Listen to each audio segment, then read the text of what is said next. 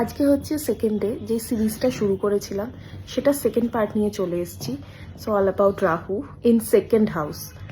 যারা যারা এই সিরিজের আগের ভিডিওটা দেখোনি তারা একবার চেক করে নিতে পারো যে রাহু ফার্স্ট হাউসে থাকলেও কি কি ফল দেয়। সো আমরা আজকে কথা বলবো যে রাহু সেকেন্ড হাউসে থাকলে কি কি ফল দেয়। রাহু সেকেন্ড হাউসে থাকলে ফার্স্ট পয়েন্ট কি, তাদের ব্যাংকে একটা ভালো অ্যামাউন্ট অফ টাকা থাকে। কি করে থাকে? তারা নিজের বুদ্ধি খাটিয়ে ইনকামটা করে।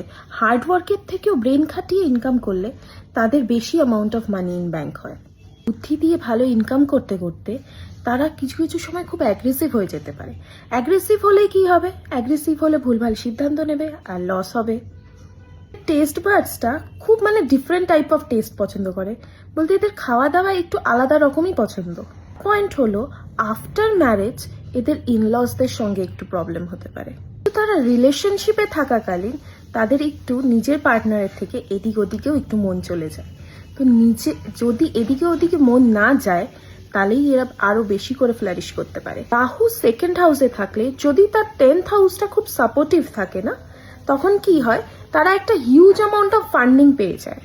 ওই হিউজ অ্যামাউন্ট অফ ফান্ডিংটা তারা ব্রেন খাটিয়ে এমন ভালো কিছু একটা বিজনেস সেট করে যে তার থেকেই অনেকটা বড় বানিয়ে ফেলতে পারে। যদি এই ভিডিওটা ভালো লাগে খুব বেশি বেশি করে লাইক করো, ফলো করো, কমেন্ট করো, অ্যান্ড নেক্সট পার্ট খুব তাড়াতাড়ি আসবে। বাই।